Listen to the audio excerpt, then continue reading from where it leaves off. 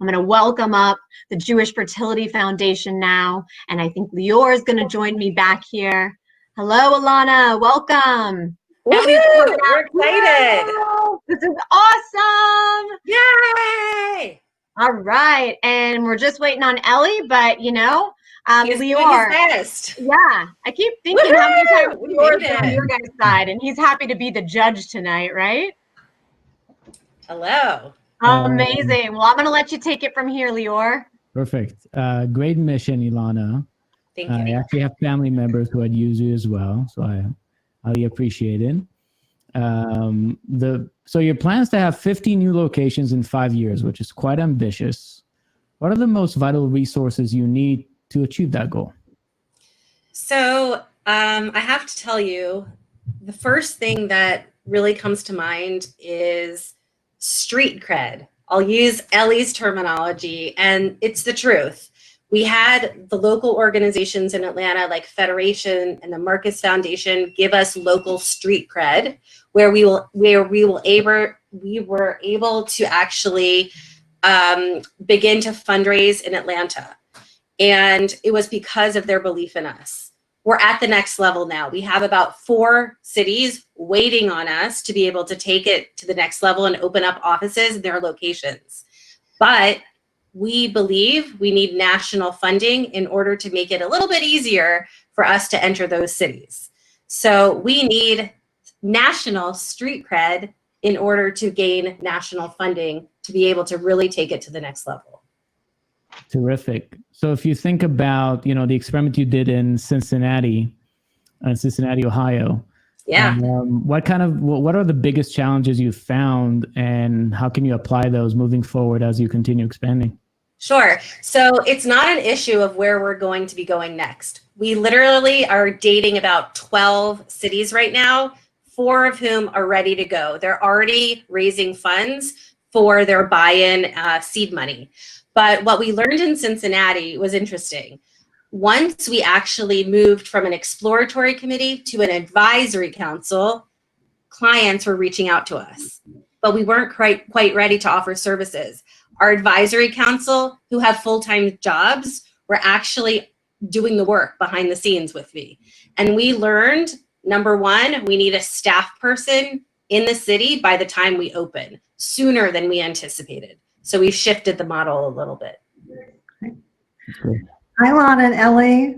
Hello. Congratulations on being a finalist. Thank I you. think Leo already asked you about, you've got some ambitious expansion plans, 15 Yep. cities in 5 years.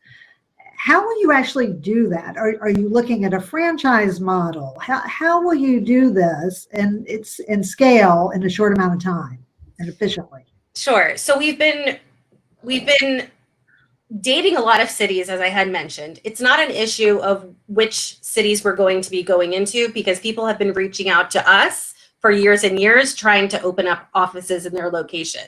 What we understood is that our model is working, and we've spent about a year with our attorneys looking at different models, whether it's franchise or offering our consulting services. What we understood in the end is that we are one, and we really want to be able to own the project in each city. So when we're in Cincinnati, our staff person works with us, and we're part of one headquarters organization. How are we going to do it?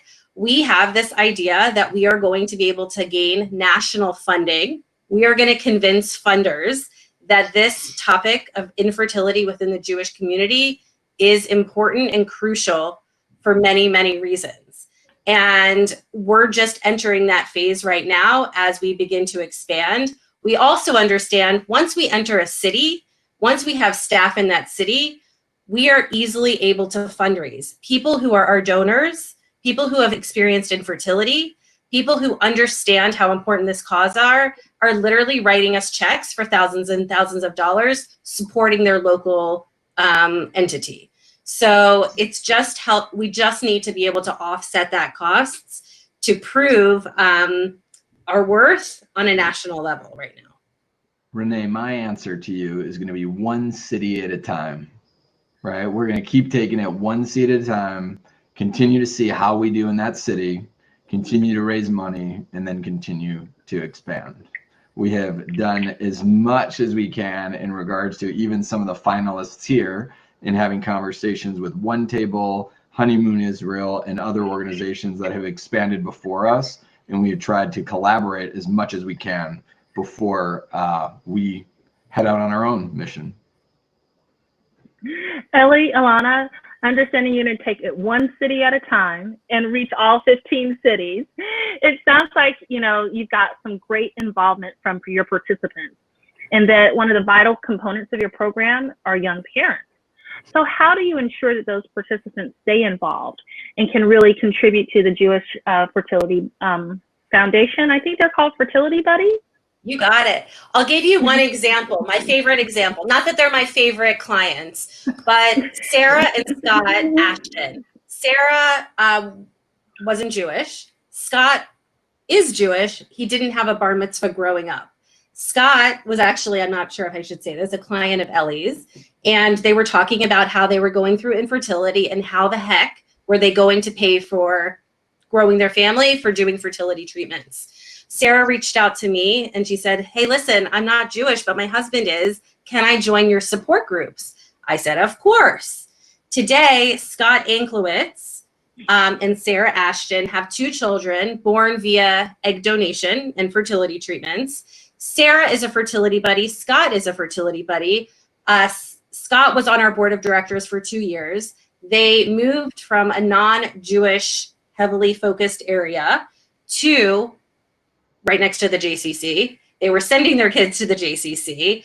They're not going to probably be typical religious Jews, as some might know it, but they're hosting in a few weeks an event at their house for other young parents who have gone through Jewish Fertility Foundation services in partnership with 18 Doors, an interfaith organization, because that's who they are. And they contribute. They are part of the Jewish community. Scott's parents reach out to me several times a year to offer a donation, thanking me for bringing them into the Jewish community. And that's a typical example, though we work with everybody from interfaith and unaffiliated to Chabad and Kollel and everybody in between. That is a perfect example of who we're serving and how we're building community around something honestly just so heartbreaking as not being able to have a child. That is a great example, Alana. Thank you for your time and for representing JFF, your incredible leadership. Thank you, Ellie. Let's give a round of applause in the chat.